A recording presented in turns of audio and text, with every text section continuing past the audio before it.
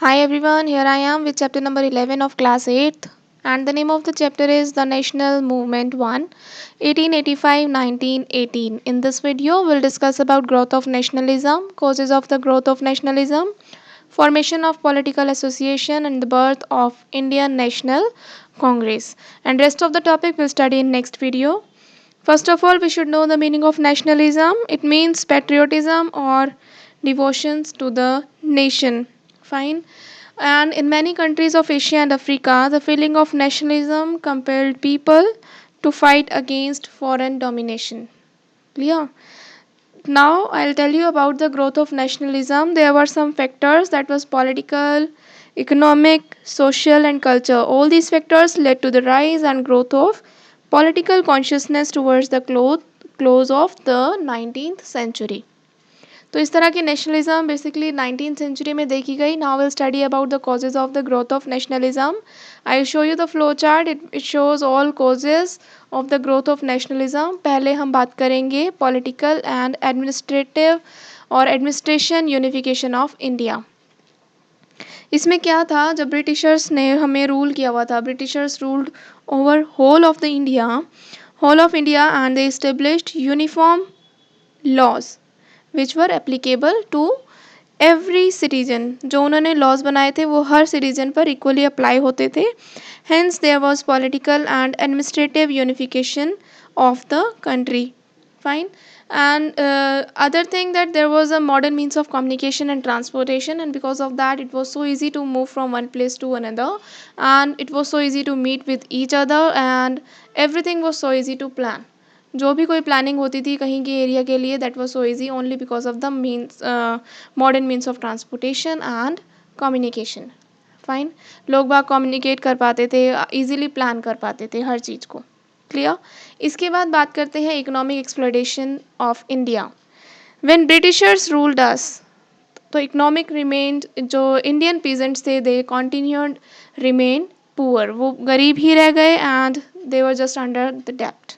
And Britishers ने क्या किया, जितनी भी इंडियन इंडस्ट्रीज थी उनको डिस्ट्रॉय कर दिया and they just promote British industrial goods.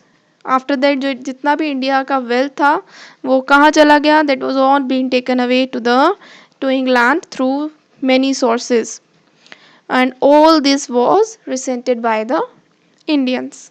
Clear. फिर आता है socio religious reform movements.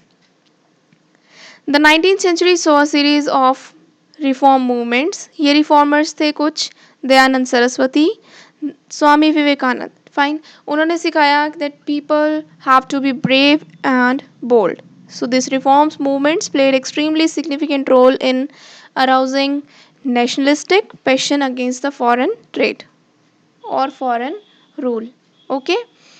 Come to influence of western education.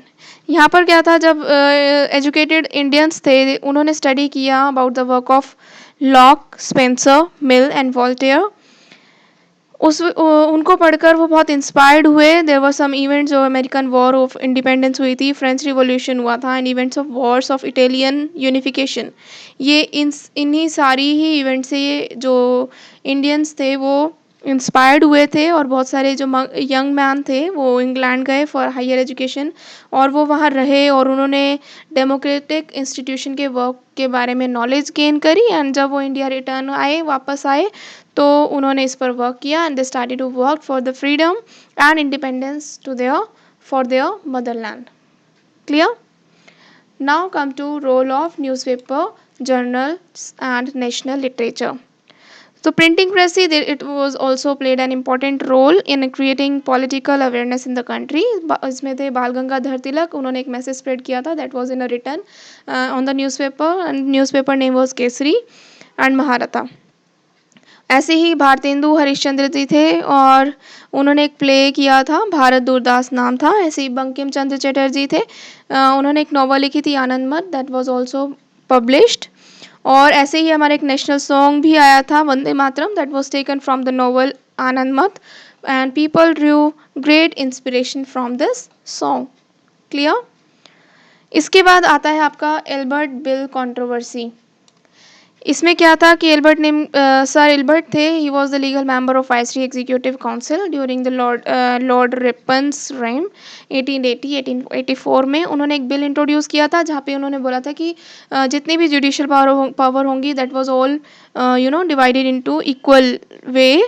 जो आपके इंग्लिश और इंडियन जजेस थे उनके बीच में पावर्स इक्वल डिस्ट्रीब्यूट होंगी, लेकिन जितने भी यूरोपियंस थे उन्होंने इसको अपोज किया और फाइनली इस बिल के साथ कॉम्प्रोमाइज़ किया गया और मैक्सिमम पावर कहाँ चली गई, यूरोपियन ऑफेंडर्स के पास चली गई। और इस वजह से जो इंग्लिश मैन थे they considered themselves racially superior to Indians. Clear. Now come to formation of political association. ये पीरियड है 1866 और 1885 का, जहाँ पर ये चीज़ें देखने को मिली। That was the time period, it shows emergence of a number of political association. और कौन कौन से रिफॉर्मर्स थे वो, यहाँ पर हम बात कर रहे हैं। Dadabhai Naoroji, he founded East India company association in 1866 in London. Mahadev Govind Ranade, he founded Poona Sarvajanik Sabha in 1870। At the end, Surendranath Banerjee, he founded the Indian Association in Calcutta. Clear? ऐसे ही सुरेंद्रनाथ बनर्जी ने एक सेशन कन्वे किया था, सेशन स्टार्ट किया था। That was session of Indian national conference, जो कलकत्ता में हुआ था 1883 में। और इसी सेशन ने, इस कॉन्फ्रेंस ने बहुत सारे लीडर्स को अट्रैक्ट किया था अपनी तरफ। And the Indian national conference was the for runner of the Indian national Congress. Basically जो इंडियन नेशनल कॉन्फ्रेंस था वो हमेशा आगे रहता था इंडियन नेशनल कांग्रेस में। That was founded in 1885 and the two were merged in 1886। ये दोनों को मर्ज कर दिया गया था इन 1886 में। Easy. Now it's time for the birth of Indian national Congress. इसमें क्या हुआ, it was the first all India association of permanent nature. ये पहला एक एसोसिएशन रहा और इसमें सबसे ज़्यादा मेजर रोल किसका रहा, एलन ऑक्टेवियन ह्यूम का। और इसे हम फादर और फाउंडर बोला जाता है इनको, ऑफ इंडियन नेशनल कांग्रेस का। And yes, he was a Britisher, that's why his real motive was to save British Empire. और इन्हें ही considered the situation in India highly explosive. और ये चाहते थे कि इंडिया की जो भी इवेंट्स होते हैं, जो भी ऑर्गेनाइजेशंस होती हैं which through which the government could be kept regularly informed of Indian public opinion. वो बेसिकली ये चाहते थे कि कुछ भी ऐसी ऑर्गेनाइजेशन चलती रहे जिसमें हमें इंडियन की ओपिनियंस के बारे में पता चले, इंडियन पब्लिक के ओपिनियंस के बारे में पता चले। ठीक है, सो मैं बता रही हूँ, he considered the situation in India highly explosive and wanted an organization through which the government could be kept regularly informed of the Indian public opinion. Clear. The first session of Indian national Congress was held at Bombay में हुआ था दिसंबर 1885 में, under the presidentship of Vyomesh Chandra Banerjee. Easy.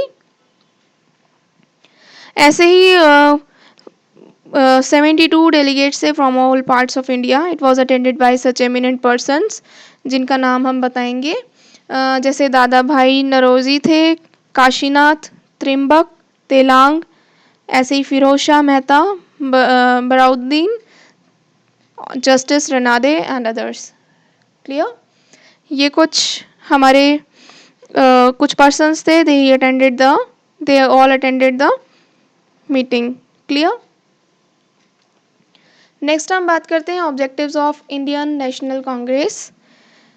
The objectives of the Indian national congress were described as under. पहला है, it enable special workers from all parts of India to become personally known to each other. ठीक है, Indian national Congress का main एक ही objective था कि सारे workers India के पूरे पार्ट के वर्कर्स पर्सनली एक दूसरे को जान सके। Promotion of national unity among all lovers of the country, तो नेशनल यूनिटी को प्रमोट करना था। Formulation of popular demands and placing them before the government, तो जो भी पॉपुलर डिमांड होती थी उनको फॉर्मुलेट करना और उन डिमांड्स को गवर्नमेंट के आगे रखना। That was the also main objective of the Indian national Congress. At last, organizing public opinion in the country. Clear. Public की ओपिनियन को ऑर्गेनाइज करना। That was also main objective of the Indian National Congress. Okay, so it was the last topic of this video. I will tell another topics in next video definitely. Till then, please go through this video. I think it's all easy to understand, and please be safe and